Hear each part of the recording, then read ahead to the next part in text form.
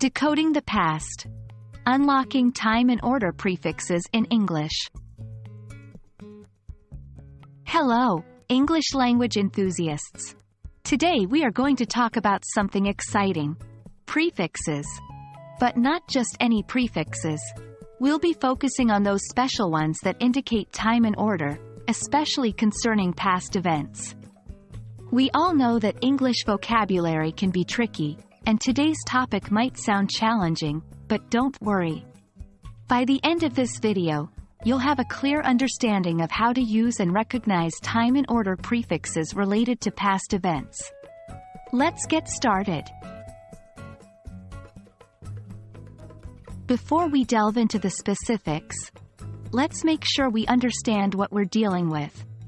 Prefixes are small units of meaning we attach to the beginning of a word. When we talk about time and order prefixes, we mean those that give us information about when something happens or the sequence of events.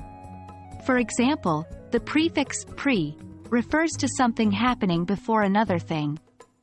Like in preview, you view something before you see the whole of it. Now let's talk about the past. We have some prefixes in English that can instantly transport a word back in time. Here are some of the most common ones. Pre.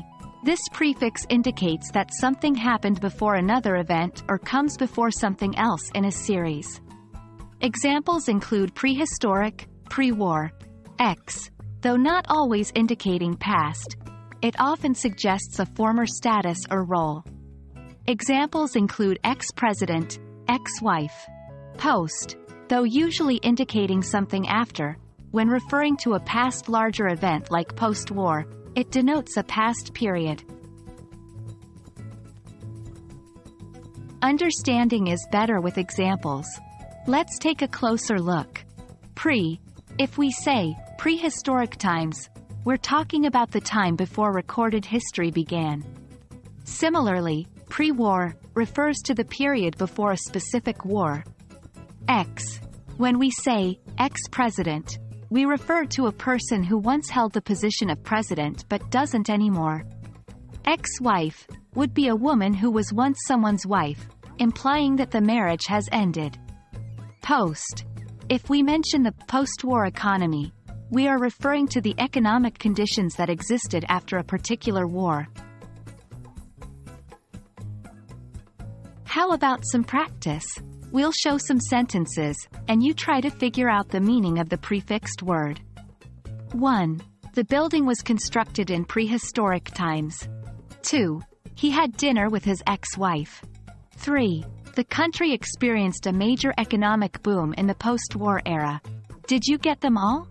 Great job!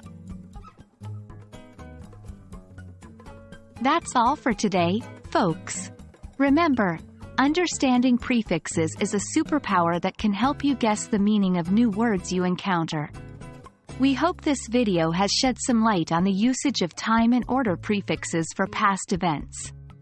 Practice using these prefixes in your daily English, and you'll master them in no time. Thanks for watching. Keep learning, and see you in our next video.